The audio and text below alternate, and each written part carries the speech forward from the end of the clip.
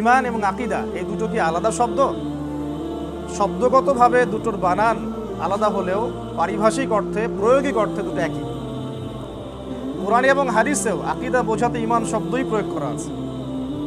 কোরআন এবং হাদিসে কিন্তু আপনি আকীদা শব্দটা স্ট্রেট পাবেন না। কোরআন এবং হাদিসে আকীদা বোঝাতে, বিশুদ্ধ আকীদা বোঝাতে কোন শব্দ প্রয়োগ করা হয়েছে? ঈমান। এই জন্য ঈমান আর আকীদার মধ্যে পার্থক্য করার প্রয়োজন নেই। পরবর্তীতে কেন স্বতন্ত্রভাবে আকীদা শব্দ এস্টাবলিশ করতে হলো? কারণ তৃতীয় হিজরি শতাব্দীর সময় মুসলিম উম্মার মধ্যে অনেক বাতিল ফেরকার জন্ম নিল। অনেক বাতিল ফেরকা মাথাচাড়া দিয়ে উঠতে লাগলো। শিয়া, রাফেজি, খারেজি, মুতাজিলা, মুরজিয়া, জাবারিয়া, কাদারিয়া, এরকম অনেক বাতিল ফেরকা আস্তে আস্তে মাথাচাড়া দিতে লাগলো। তখন আহলে সুন্নাহ ওয়াল জামাআহ মানে মধ্যমপন্থী ওলামায়ে কেরাম, হকপন্থী ইমাম, ফকিহ, মুহাদ্দিস, মুজাদ্দিদ যারা ছিলেন সাহাবী, তাবেঈ, ওই যুগ থেকেই তখন তারা বাতিল দর্শন এবং বিশুদ্ধ দর্শনের মধ্যে পার্থক্য আইডেন্টিফিকেশনের জন্য তারা ঈমানের পাশাপাশি যে আকীদা, বিশুদ্ধ আকীদাতুস সহিহা, এরকম একটা শব্দ প্রয়োগ করা শুরু করলেন।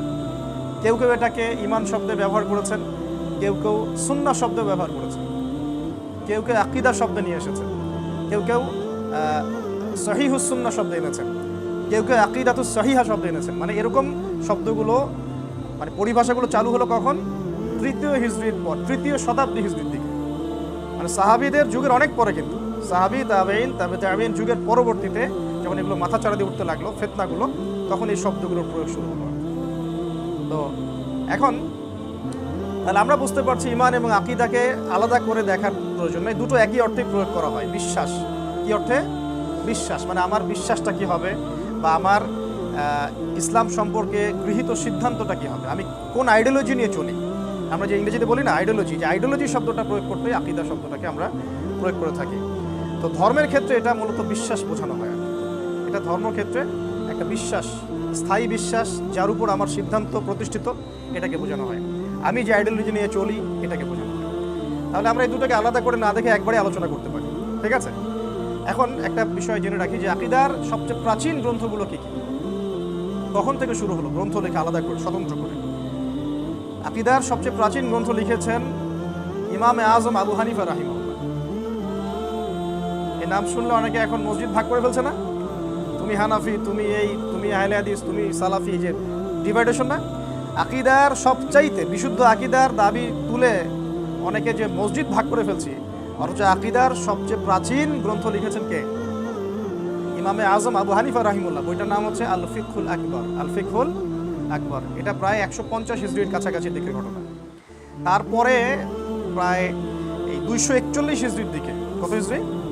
241 হিজরির দিকে আকীদার আরেকটা অনবদ্য বই লিখেছিলেন আল্লামা ইমাম, উনিও একজন বরেণ্য ইমাম, আহমদ বিন হাম্বল রাহিমাহুল্লাহ। নাম শুনেছেন তো? তিনি প্রায় 10 লক্ষ হাদিসের হাফেজ ছিলেন। তারা ছিলেন প্রকৃত অর্থে আহলুল হাদিস, 10 লক্ষ হাদিসের হাফেজ ছিলেন। এবং তারা এমনই আহলুল হাদিস ছিলেন যে জেলখানায় জীবন কেটেছে। আর আমরা এখন এত সহি হয়ে গেছি যে আমাদের গায়ে একটা টোকাও পড়ে না, মাশাআল্লাহ। তো যে ইবনে তাইমিয়া রাহিমাহুল্লাহর কথা আমরা বলে বেড়াচ্ছি, তার জীবনের একটা বড় সময় চলে গেছে জালেমের নির্যাতন সহ্য করতে করতে। আর এখন আমরা তার নাম নিয়েই চলছি, অথচ আমার গায়ে একটা ফুলের টোকাও পড়ে না। তাহলে আইডিওলজি এবং বিষয়গুলো ভিতরে ঢুকতে হবে। সত্যিই কি আমরা কথিত না প্রকৃত, এটাও বুঝতে হবে। এখন আহমদ বিন হাম্বল রাহিমাহুল্লাহ 241 হিজরির দিকে তিনি আস-সুন্নাহ নামে একটা আকীদার বই লিখেছেন। কি নামে? তাহলে আকীদা বোঝাতে তিনি এখানে আবার সুন্নাহ শব্দ প্রয়োগ করলেন। অনেকগুলো শব্দ পাচ্ছি আমরা, ঈমান, আকীদা, সুন্নাহ, আকীদাতুস সহিহা ইত্যাদি। এরপরে ইমাম ইয়াহইয়া আল মাদানী, একজন বরেণ্য ইমাম, ইমাম বলেন আমার সাথে, ইয়াহইয়া আল মাদানী, তিনি একজন বরেণ্য ইমাম ছিলেন। তিনি আকীদা বিষয়ে বই লিখেছিলেন আল ঈমান। বইয়ের নাম কি ছিল?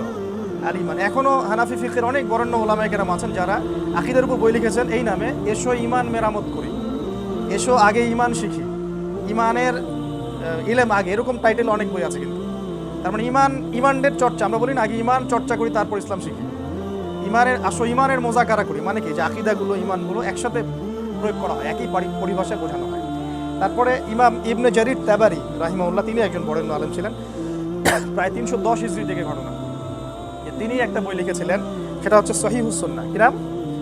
সহিহুস সুন্নাহ। তাহলে এখানে আবার সহি শব্দটা আনতে হলো, তার মানে ওই সময় অনেক ফিতনা মাথা চাড়া দিয়ে উঠেছিল, এই কারণে সহি শব্দটাকে আলাদা করে আনতে হয়েছে। আর আমরা যে বইটা পড়ি সাধারণত মাদ্রাসায় পড়ানো হয় এবং খুব রিনাউন্ড সারা উপমহাদেশে,